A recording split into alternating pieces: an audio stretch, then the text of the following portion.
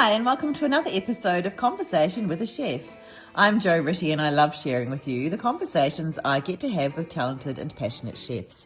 It's the backstory, if you will, to the food they're putting up. I begin today by acknowledging the Wurundjeri Woiwurrung people of the Kulin Nation, traditional custodians of the unceded land where this conversation takes place, and I pay my respects to their elders past, present and emerging. Seated outside at Babaji's Kerala kitchen, beside the warmth of the fire pit and surrounded by the hills of Warburton, I first spoke with owner Billy Crombie. As the conversation continued, Chef Jithin Pattiyal joined me, sharing his journey from Kerala to Australia and offering insight into the authentic, carefully crafted approach to cooking that underpins everything at Babaji's. Hi Jithin, thanks for talking to me. I've just heard all about Babaji's from Billy, but can you tell me a bit about the food that you're cooking? There's a lot to say about all the food that we cook here, because especially in terms of the way we cook here is entirely different. Even I have done so many jobs. Like not before coming to Australia, I was in India, I was in Saudi Arabia, I was in Dubai. Oh, okay, yeah. So quite a lot of chef life. So compared to that, the way we cook here is entirely different. That way we have the authentic taste of everything. We don't, unlike some Indian restaurant or usual restaurant, we don't make a big batch of gravies and mix the meat in with to produce accordingly. So if we are cooking beef, we are cooking just beef. Yeah. Whether it is 10 kilo, 30 kilo or 50 kilo, it's just beef. There's nothing else. No basic gravy. So if you taste it, you will have all the beef flavors and everything, plus our masalas and stuff. And also same like veg curries, everything we are doing, just doing them by itself, not mixing up pre-cooked some different basic gravies with the vegetables. So that makes a lot of difference in terms of taste, especially when we want to claim it's a Kerala restaurant. Yeah. Are you from Kerala? Yes, I am. Yeah. And did you always know you wanted to be a chef? Sort of, because to be honest, it's not that because when I finished my schools and pre-degree stuff, so we didn't have much choice, and also in terms of financial abilities also, that also matters. So during that time, there was a trend, or all the after the studies we will go either graduation courses or professional courses. So professional courses, during that time there was a big boom on nursing in field. Yeah. But for some reason I didn't want to do that, so I chose to be in hotel management, imagining doing a graduation 4-year course. After that I will be post in a very reputed post. That was a wrong concept actually, because but I never really had a clear vision of being a chef. But once I joined the course, then I came to know I had a bit more interest towards cooking, so I chose to be my major in cooking. So that's it. And when you studied cooking, was that Indian cooking or did you do European cooking as well? Everything. It was like a combined one. Yeah. Not just cooking. We covered when you do a graduation of 4 years hotel management from a university in India. It covers all the departments where you have to run a 5-star hotel, like housekeeping and maintenance, front office, accounting, hotel laws. Even we study French. Oh. Yeah, studied French because in first 2 semesters French was a subject. Yeah. Do you still speak French? No, not really. I just learned it only for past exam. Wow, that's cool. Yeah, but still I can, if somebody asks me bonjour, I can say it back. Bonjour, comment allez-vous? Yeah. Voilà. Wow, that's cool. And so then you travelled to different countries. Was that the fire in the fire pit? That's a big flame. So you went to, where'd you go from India first? Yeah, India. As soon as I finished my studies, we had a campus recruitment. So I got placement in Dubai.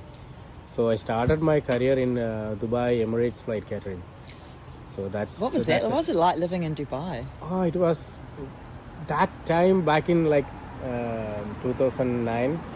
Yeah, it was a bit difficult. I was only 20 years old, so just 20 years old, and started got apart from the family, friends, and everything, and it was totally difficult and different as well. So somehow got along with it.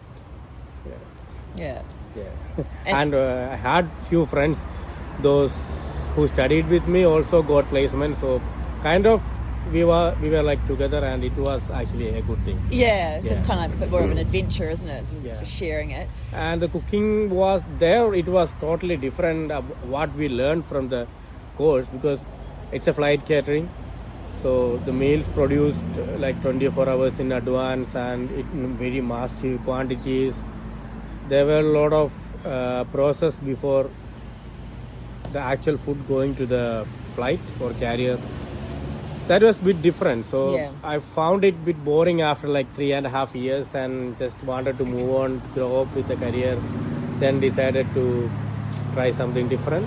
Then resigned and came back, started working in India. Meanwhile, tried my luck applying in different countries for either like higher studies that may lead to a different work culture and things like that. And then been to South Africa for about 6 to 8 months, and then came back and got married, and then have to go to Saudi Arabia. Then there I got a opportunity as a chef as well. Then it was a long journey, and there it was very, very nice experience. I've been there for 6.5 years. Oh, okay. Yeah, that's when got the opportunity here Yeah, okay. to work with Babaji's. Yeah, finally here. Wow. So good. So you came specially to work here? Yeah. That's good. Do you live around here? No, I live like an hour, 10 minutes away. Cranbourne East. Oh my goodness. Yeah, I chose to be there because the community and everything is there, because I have my kids and family here. So for them also to get along, I have my friends, relatives lives nearby. So I don't really mind driving this far. And also the drive towards here, it's always exciting. So. Yeah. You never know what you're going to get. But it's so beautiful as well. It is so beautiful. Yeah. Well, it is a beautiful spot to work in. Yeah. Although, I mean, you're in the kitchen. Do you have windows in your kitchen? Do you have windows in the kitchen? Uh, Can you see outside or not? Yeah, not really. No. We only see, there is a massive glass window, but that opens to our cool room. So there is Yeah. So, because Billy was saying that every day is a bit different here, and you never really know who's going to turn up, especially if an Indian family turns up with 20 people. So, how do you prepare for that?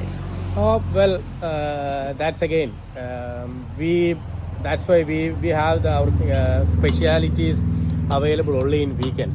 So most probably we will be doing the cooking early in the morning for Saturday. So that will be a batch, will be consumed in 2 days, or maybe 1 day, the day itself.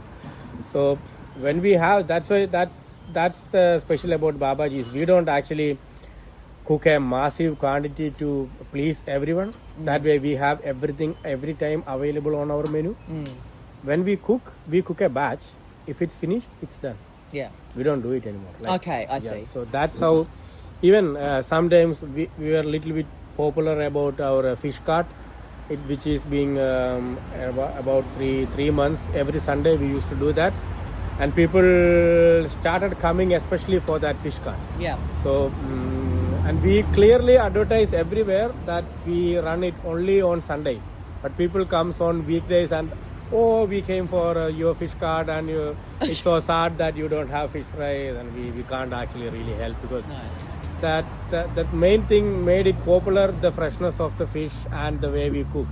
If you cook it, if you marinate it and cook it and finish it at the same day, it's totally good and tasty. Yeah. If you keep it for a couple of days, it goes down, and that will affect our reputation as well. Of course. So we don't really do that. No, but it's good to have something that's only on a Sunday. That makes it special. Yeah. I was going to ask you, because you're changing now. Tomorrow's the first day that you're doing the... Yeah. What's that Yeah, called? the pollichadu, fish pollichadu. Yeah. That's very, very, very authentic and traditional way in not actually, yeah.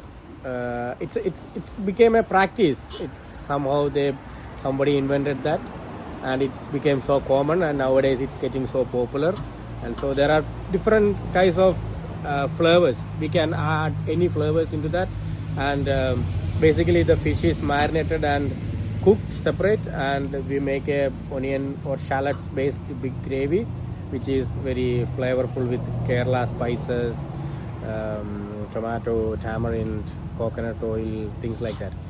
So, and then the cooked fish is just kept on the banana leaf and coated with covered with that basic gravy and folded it up, then tied up and cooked on top of a tawa on a grill. So that way, when we sprinkle water in between, that way it gets the steaming. Yep.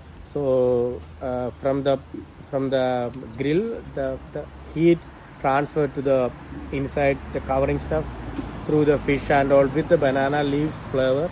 That has also a unique taste and flavor, smell, everything. So that makes it very unique. Yeah. So we are going to start it from tomorrow. What kind of fish will you use? We can be used any kind of fish, but at the moment we are starting with a pomfret, which is very popular in Kerala, and that's a whole fish. Can be 3 or 4 people can share it together for that. And then we have got golden trevally. That's a huge fish. So we cut them into cutlets. So a serve will be 2 cutlets, and then we have prawns. Oh, okay. Yeah, oh, yeah. wow. Delicious. Yeah. Yeah, it is. That's exciting. Yeah. So, yeah, right. Where do you get the banana leaves from? We have a couple of grocery people, like veggie guys. We usually get from them, and we also have we do have fresh banana leaf, and we do have frozen banana leaf. We actually thought of the frozen banana leaf was going to be very shitty one, but once at some point we were in a position that we are not going to get any fresh banana leaf from our veggie supplier because of some storm or something happened. So at that time we had to depend on that frozen banana leaf. But there are few different types. So we chose a couple of things, and one actually turned out very interesting. And so we have at the moment we are using fresh, but we do have as like some frozen backup. But that is really good as fresh. Yeah. Delicious. I have to come back on a Sunday now. Oh, of course, you have to. That's right. Thank you. That was so good. Yeah, thank you so much. Nice to see you. Thank you so much for listening to this episode of Conversation with a Chef with head chef Jithin Pattiyal at Babaji's Kerala Kitchen in Warburton. You can check out all the goodness on Instagram at Babaji's Yarra Valley. And if you'd like to hear more stories from other chefs, I'm also on Instagram at Conversation with a Chef. You can read this chat online at www.conversationwithachef.com. And of course, you can follow me on Apple and Spotify podcasts. I would absolutely love it if you told a friend about my chats. I still think it's the best way to get these delicious stories out into the world. Once again, thank you so much for listening. Have a great day and bon appetit.